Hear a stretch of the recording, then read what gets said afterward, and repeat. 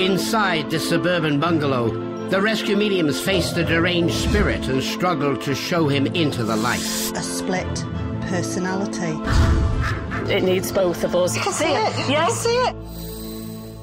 Jackie and Alison now sit down with the homeowners to present the results of their investigation. Do you want to know what we found in your house? Yes, please. Yes, please. I've been doing this job for 18 years now, and this was a challenge. This was a spirit that was too strong for one person to deal with, and it was very, very nearly too strong for two people. As soon as we walked into the house, we were aware that somebody was with us and the atmosphere was very, very heavy, and we felt depressed. And Alison was actually felt as though she was being, well, you were gagging, weren't you, when we were down in the basement area.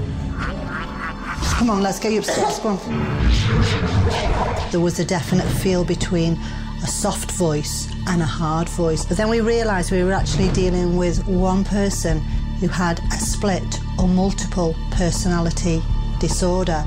We've got a schizophrenic, manic ghost.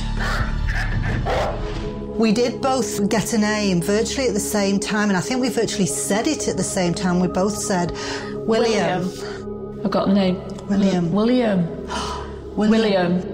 The rescue mediums believed that the troubled spirit was one Martin Williams, who immigrated to Canada from Ireland in the 1800s, settling in the homeowner's very town of Galt. Well, Martin Williams was transferred from Galt jail to the provincial asylum for the insane in Toronto. Wow.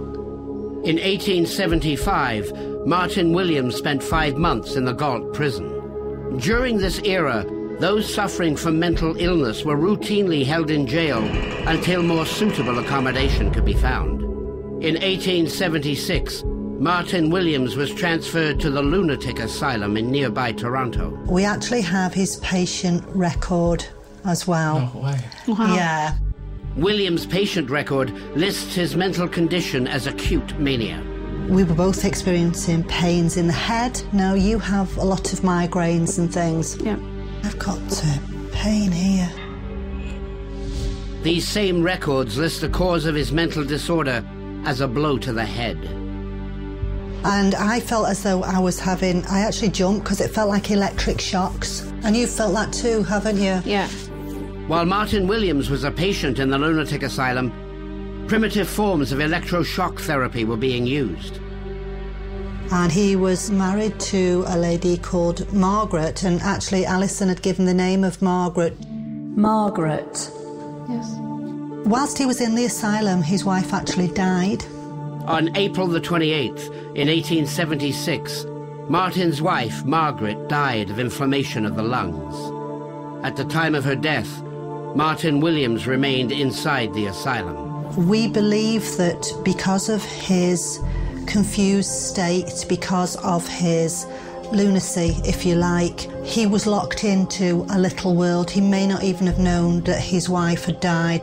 He died there in the mental asylum a month later. On May the 17th in 1876, less than a month after his wife's death, Martin Williams also died.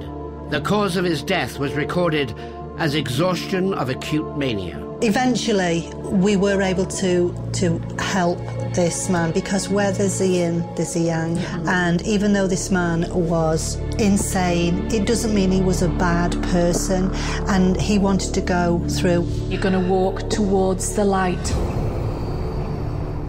The question is why he's here. We believe that when he died in Toronto, his spirit came back to Galt looking for his wife. The light that you two shine out is so incredible. You are rescuers. You rescued this spirit. Well, when we first met with you and I said my head was hurting and I was starting to feel nauseous while you're going through your premonitions, I honestly thought like there was something seriously wrong medically. I can put your mind at rest. You're not going mad or anything, Thank Charlene, you. because I've had the same, haven't I? Very. Oh, sweetheart. Oh. It's very strong, and I totally sympathise because it really had me in a bad way. Are you okay? You shine a light out to the spirit world and they recognised this, and you were picking up on the feelings as Alison was. You're as mad as we are. The battle for this spirit's peace now won. The rescue mediums bid farewell to the homeowners. Bye-bye, Charlene. Thank you very Bye-bye, much. Fran. Bye-bye. Oh, you coming too? My gorgeous dogs. Take care. Enjoy your home now. Bye. Bye. Being a rescue medium isn't always child's play. Jackie and Alison take some time to lift their own spirits. Whee! I tell you what, that was the scariest ever, wasn't it? One of the most difficult, I think, we've ever done, that one. It was, and I was just totally terrified, and at one point, not sure whether we'd do it. I know. I hope it doesn't come back to haunt me. You know what, Alison? What? Sometimes you just gotta let things slide.